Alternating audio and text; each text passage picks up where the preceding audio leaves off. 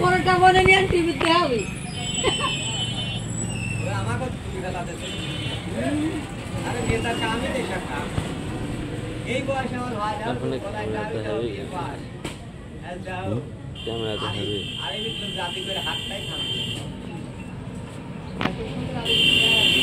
Ujjwal store cycle store.